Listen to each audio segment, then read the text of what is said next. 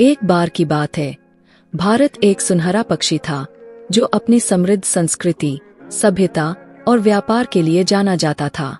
लेकिन फिर अंग्रेज आए और धीरे धीरे देश को अपने अधीन कर लिया। भारत के लोग अंग्रेजों की कठोर नीतियों और अत्याचारों से त्रस्त थे। एक छोटे से गांव में एक लड़का रहता था जिसका नाम अर्जुन था। अर्जुन अपने दादा दादी के साथ रहता था और उनसे स्वतंत्रता संग्राम की कहानियां सुनकर बड़ा हुआ था।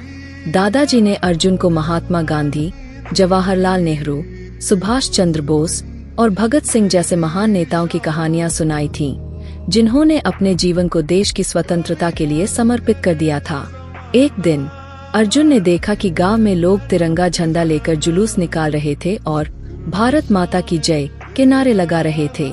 अर्जुन भी इस जुलूस में शामिल हो गया और उसने महसूस किया कि देश की आजादी के लिए सभी लोग एकजुट हो रहे हैं। अर्जुन ने ठान लिया कि वह भी इस संघर्ष का हिस्सा बनेगा।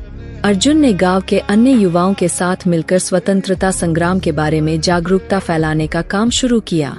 उन्होंने रात में गुप्त बैठकों का आयोजन किया और गांव वालों को अंग्रेजों के खिलाफ उठ खड़े होने के लिए प्रेरित किया।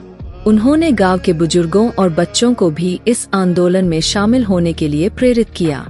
धीरे धीरे अर्जुन का गांव स्वतंत्रता संग्राम का एक महत्वपूर्ण केंद्र बन गया। गांव के लोग अंग्रेजों के खिलाफ आंदोलनों में हिस्सा लेने लगे। अर्जुन और उसके साथियों ने अंग्रेजों के सरकारी कार्यालयों और उनके व्यापारिक केंद्रों का बहिष्कार किया।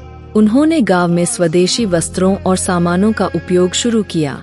इस बीच पूरे देश में स्वतंत्रता संग्राम की लहर तेजी से फैल रही थी। महात्मा गांधी के नेतृत्व में चल रहे असहयोग आंदोलन और भारत छोड़ो आंदोलन ने अंग्रेजों को हिला कर रख दिया। देश के हर कोने से लोग स्वतंत्रता की मांग करने लगे। फिर वह ऐतिहासिक दिन आया जब ब्रिटिश सरकार ने भारत को आजादी देने का निर्णय लिया। 15 अगस्त 1947 की सुबह भारत ने स्वतंत्रता की सांस ली। पंडित जवाहरलाल नेहरू ने लाल किले पर तिरंगा फहराया और स्वतंत्र भारत के पहले प्रधानमंत्री बने।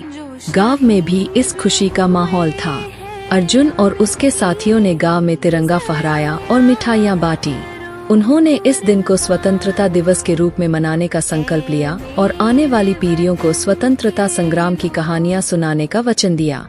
इस प्रकार अर्जुन और उसके गांव वालों ने यह समझा कि स्वतंत्रता केवल संघर्ष और बलिदान से मिलती है और इसे संजोना और बनाए रखना हम सबका कर्तव्य है।